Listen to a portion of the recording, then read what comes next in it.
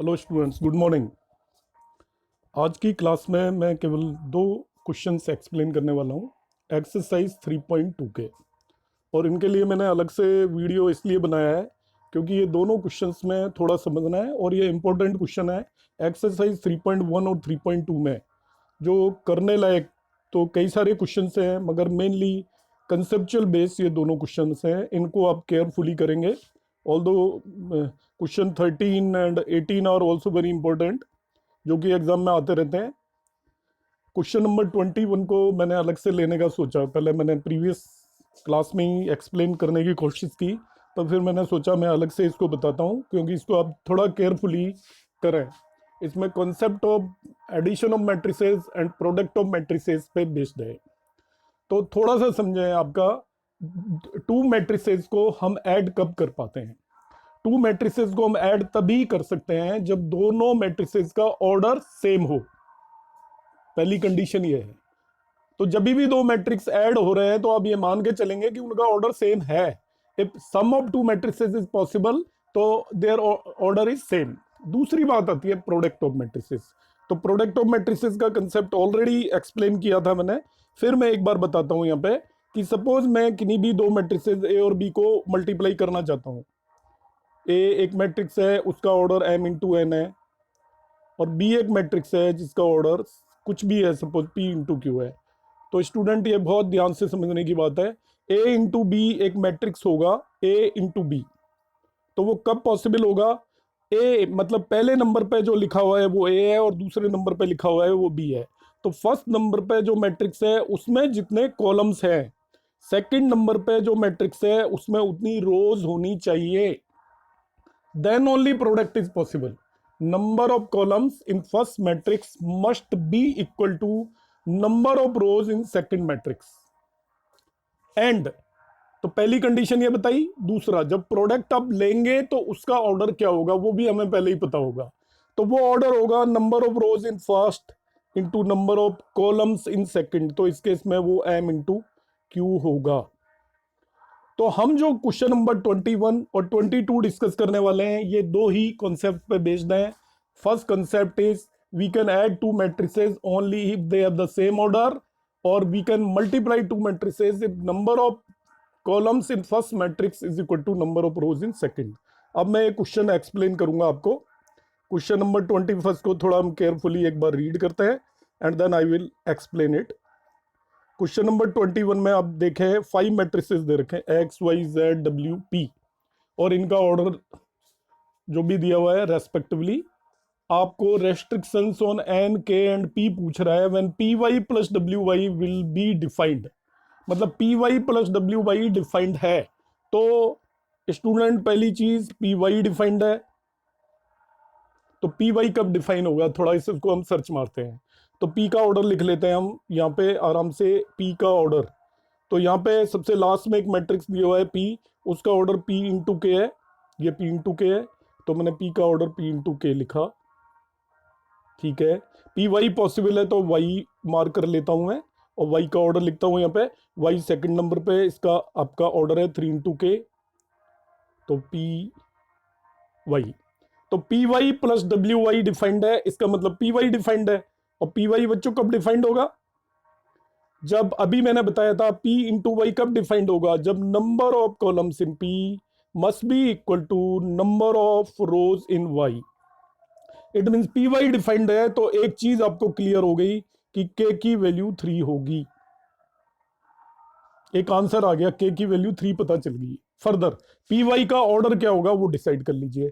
तो बच्चों देखिए पी वाई का ऑर्डर होगा पी इंटू के, number of rows in first into number of columns in second. तो इसका ऑर्डर होगा पी इंटू के, मगर के की वैल्यू ऑलरेडी 3 है, तो पी वाई का ऑर्डर पी इंटू 3 हो गया।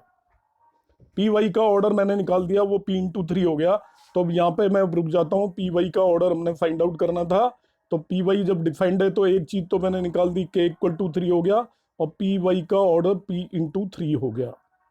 तो चलो इसको मैं यहीं छोड़ देता हूँ, इसका ऑर्डर पी इंटू 3 है।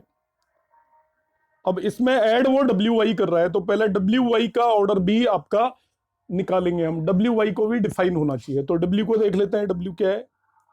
तो यहाँ पे डब्ल्यू का ऑर्डर देखते हैं हम केयरफुली। फोर्थ नंबर पे दे रखा है ये n इंटू 3 है। W का ऑर्डर क्या दे दिया इसने, X Y Z, W fourth number पे है, x है, ये y है, ये z है, और W का ऑर्डर n इंटू 3 हो गया। W y लिख दीजिए अब। तो y का ऑर्डर हमें पता है सेकंड नंबर पे मैट्रिक्स है वो 3 इंटू के है। ये तो साफ साफ पता चल रहा है डब्ल्यू वाई डिफाइंड है, because number of columns in W is equal to number of rows in Y हो गया। तो डब्ल्यू वाई का ऑर्डर भी निकाल लेते हैं अब हम। तो डब्ल्यू वाई का ऑर्डर हमारा क्या हो गया, that is equal to n into k हो गया। तो बच्चों देखिए पी वाई आपका डिफाइन है, उससे हमने के इक्वल टू 3 निकाला, और दूसरा डब्ल्यू वाई डिफाइन हो गया, दैट इज उससे आपको इसका ऑर्डर एन इंटू के हो गया। इन दोनों को ऐड करने का मतलब इन दोनों मैट्रिसेस का ऑर्डर इक्वल होना चाहिए। ऐड तभी होती है ना मैट्रिक्स, पी वाई में आप डब्ल्यू वाई को ऐड कर रहे हो, तो ये तो 3 है और ये भी 3 है, ये पहले ही हम निकाल चुके हैं। तो दोनों का ऑर्डर बराबर होना चाहिए ना, पी वाई और डब्ल्यू वाई का। तो ऑर्डर बराबर कब होगा, जब this P equal to n हो जाए। दोनों का ऑर्डर कब इक्वल होगा, क्योंकि ये 3 है और ये तो 3 है, हम फर्स्ट पार्ट में कैलकुलेट कर ही चुके हैं। तो दूसरी कंडीशन क्या हो जाएगी, पी इक्वल टू एन, और एक हम पहले ही निकाल चुके हैं के इक्वल टू 3। तो इस तरीके से क्वेश्चन पूरा हो जाता है। तो अब ऑप्शंस देखोगे इसमें, जिस वो ऑप्शन आंसर होगा जिसमें p is equal to n होगा और k इक्वल टू 3 होगा। तो अब केयरफुली देखिए, ए जो ऑप्शन दे रखा है उसमें आपको k इक्वल टू 3 और p इक्वल टू एन है। तो A is the answer of this one question. तो in this way we can do it. तो होपफुली ये क्वेश्चन आपको अच्छे से समझ में आ गया होगा। नेक्स्ट पार्ट में कराता हूँ, इसका क्वेश्चन नंबर 22 है। So in this first one part, your A is the option that P is equal to N and K is equal to 3. Second question number 22 है। ऐसे ही मैट्रिसेस दे रखे हैं, वो सेम ही ऑर्डर है पिछले क्वेश्चन में। आपसे कह रहा है if n equal to p then the order of 7x minus 5z निकलवा रहा है, n इक्वल टू पी। तो अब इसको क्वेश्चन को हम कैसे प्रोसीड करेंगे, देखिए हमारी अप्रोच क्या होगी। हमारी अप्रोच ये होगी कि भाई जो ये 7x और 5z को आप आपस में सब्ट्रैक्ट कर पा रहे हैं, इसका मतलब जो 7x का ऑर्डर होगा वो ही 5z का भी ऑर्डर होना चाहिए, क्योंकि दो मैट्रिसेस को हम ऐड या सब्ट्रैक्ट तभी कर सकते हैं if they have same order. तो 7x का जो ऑर्डर है वो ही 5z का होना चाहिए। अब 7x का क्या ऑर्डर होगा वो निकालते हैं पहले। तो 7 से मल्टीप्लाई करने पे ऑर्डर चेंज नहीं होता, जो x का ऑर्डर है वही 7x का ऑर्डर है। तो यहाँ पे x का ऑर्डर क्या दिया हुआ है, x का ऑर्डर दिया हुआ है आपको 2 इंटू एन। ठीक है जी। और z का ऑर्डर भी पता कर लेते हैं। z का ऑर्डर क्या दे रखा है आपको, थर्ड नंबर का मैट्रिक्स है, दैट इज 2 इंटू पी।